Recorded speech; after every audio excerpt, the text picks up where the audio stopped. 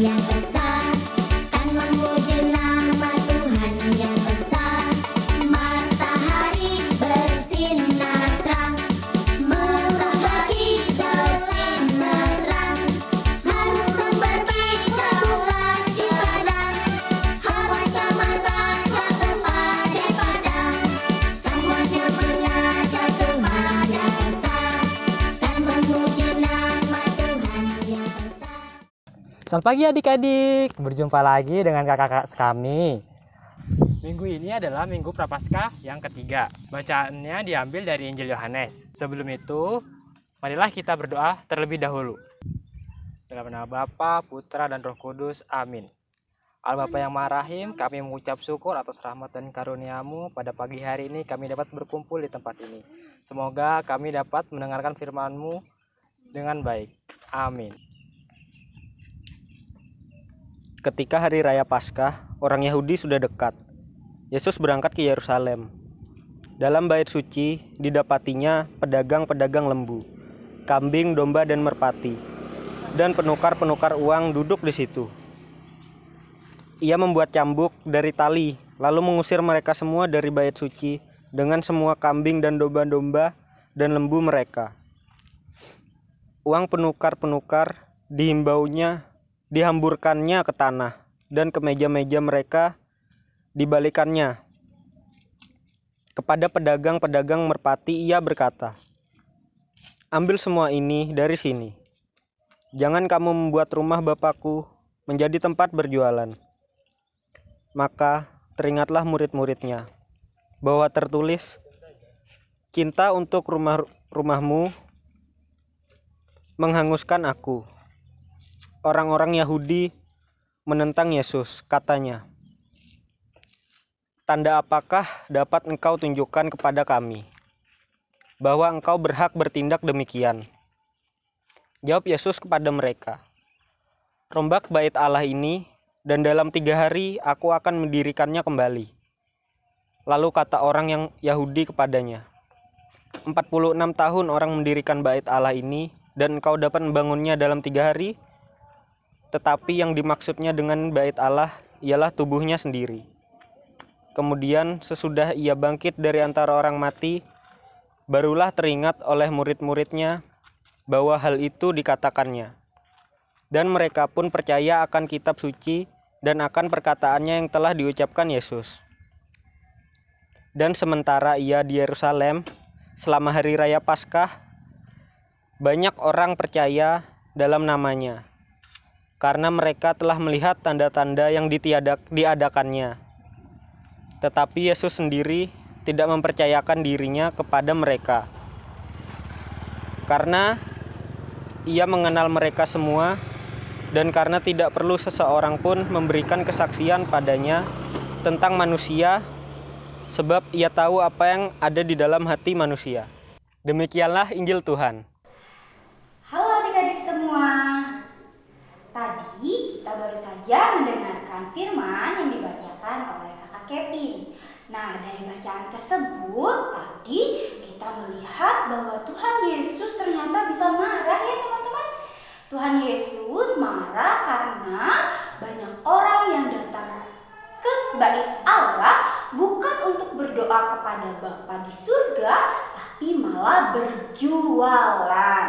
Oleh karena itu Tuhan Yesus di situ langsung marah, mengambil tali untuk mengusir orang-orang atau mengusir para pedagang yang berjualan di depan bait Allah. Nah, kemudian setelah itu orang-orang Yahudi menentang Yesus karena merasa mereka, kenapa sih Yesus ini marah-marah sama mereka yang sedang berjualan. Terus kata mereka begini, "Tanda apakah dapat engkau tunjukkan kepada kami bahwa engkau berhak bertindak demikian?" Lalu Yesus bilangnya apa? Tuhan Yesus berkata, "Rombak bait Allah ini, dan dalam 3 hari aku akan mendirikannya kembali." Lalu orang-orang Yahudi yang mendengar itu langsung terkaget dong, karena bait Allah itu didirikan selama 46 tahun. Banyak orang yang mendirikannya selama 46 tahun. Dan itu adalah hal mustahil bagi Yesus bahwa Yesus akan mendirikan bait Allah dalam 3 hari.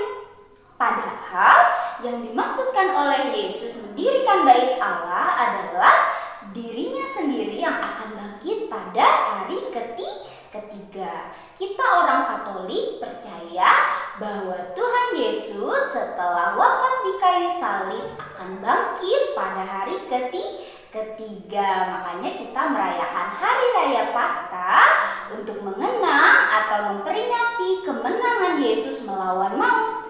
Makanya kita dibebaskan oleh Yesus dari dosa-dosa kita. Nah, selama masa Prapaskah ini semoga kita selalu rajin berdoa dan semangat untuk berderma. Ingat ya teman-teman, untuk berderma jangan lupa. Semoga teman-teman di rumah selalu rajin berdoa dan juga semangat untuk selalu bersyukur dan berbagi kasih kepada siapa saja dan di mana saja.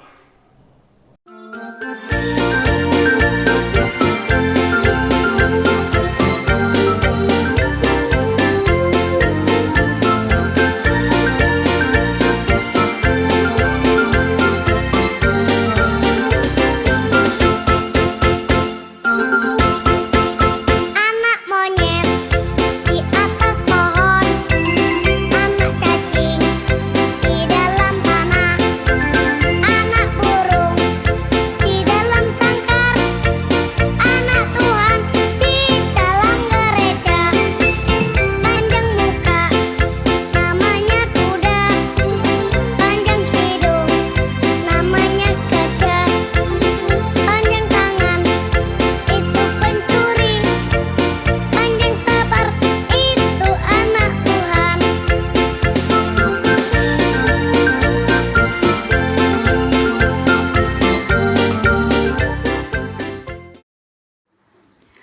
Hai adik-adik, kreativitas kita minggu ini adalah membuat keris. Bahannya adalah dari daun kelapa. Kita siapkan dulu. Pertama-tama kita ambil daunnya, lalu kita belah menjadi 2 bagian ke atas. Namun bagian tengahnya atau batang daunnya itu disisakan ya. Kita lihat. Set yang bagian kanan, kemudian yang bagian kiri. Nah, seperti itu. Selanjutnya kita lipat. Adik-adik bisa perlambat videonya jika ingin mengikutinya. Nah, bila sudah terbentuk seperti itu, kita ulangi lagi sampai daunnya habis. Sampai ke pucuk ya, kita ulanginya. Nah, sudah sampai di akhir, tinggal kita ikat yang kuat.